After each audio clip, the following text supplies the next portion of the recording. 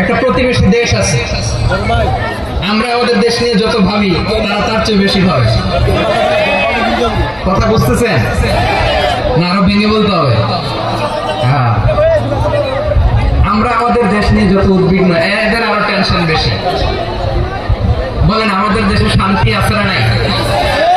আমরা হিন্দু মুসলিমে কখনো দাঙ্গা লাগে? আস্তে বলেন কেন লাগে?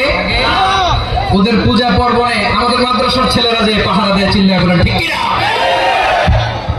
আমাদের তাফসীর মাহফিলের সময় ওরা ডিস্টার্ব করে, বলবো না? ওদের পূজা পর্বণের সময় আমাদের তাফসীর মাহফিলের ডেট হলে আমরা চেঞ্জ করে দেই।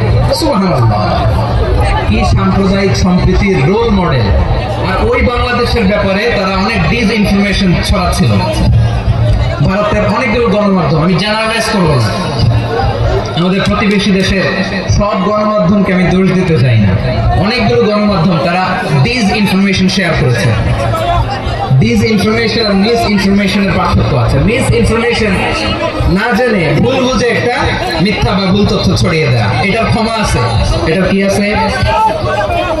আর ডিসইনফরমেশন মানে ইচ্ছা করে, প্ল্যান করে, ম্যাপ করে, ছক এঁকে মিথ্যা, গুজব, রটনা সোশ্যাল মিডিয়ায় ছড়ান, এটা ক্ষমা আছে? আওয়াজ করে বলেন ক্ষমা আছে? ভারতের কিছু গণমাধ্যম তাই করেছে, আমরা ব্যথিত হয়েছি, আমাদের হৃদয়ে রক্তক্ষরণ হয়েছে।